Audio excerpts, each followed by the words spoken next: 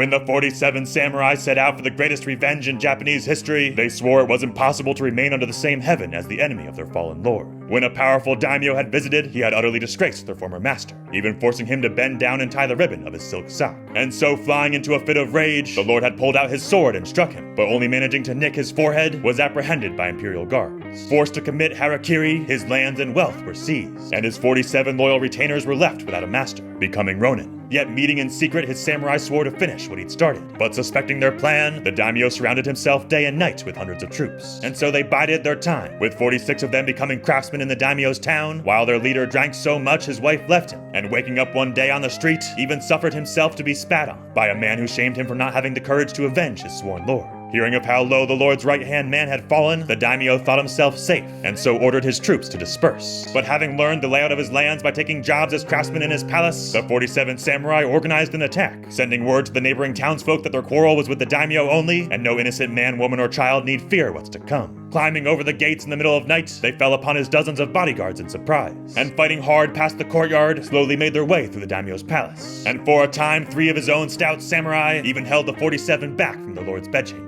But when the ronin's leader turned to his own son and told him to either best these men or perish, he charged boldly at the enemy, and slaying the defenders, they burst their way into the daimyo's room without having lost a single man. Yet when they entered the room, they found it empty, and frantically searching the palace, they began to despair, thinking they had failed their one chance at revenge. But when they removed a large painting from the wall of his bedchamber, they found a hidden passage, and following it to a secret courtyard, found the daimyo there hiding in a shed. When the 47 saw this, their leader knelt down before him, and presenting him with the same sword used to dispatch their master, offered him the ending befitting a nobleman. But when the daimyo refused, the ronin rose again, and with one fell swoop of his sword, turned their enemy's head into a trophy. Sending word to the emperor of what they had done, they traveled back to the temple where their master was buried, to await their inevitable fate. When word of their sentence came back from the emperor, they gave the last of their money to the temple's guardian, and each pulling out his sword, committed harakiri. And even to this day, people from all across Japan still come to pay homage to the 48 graves.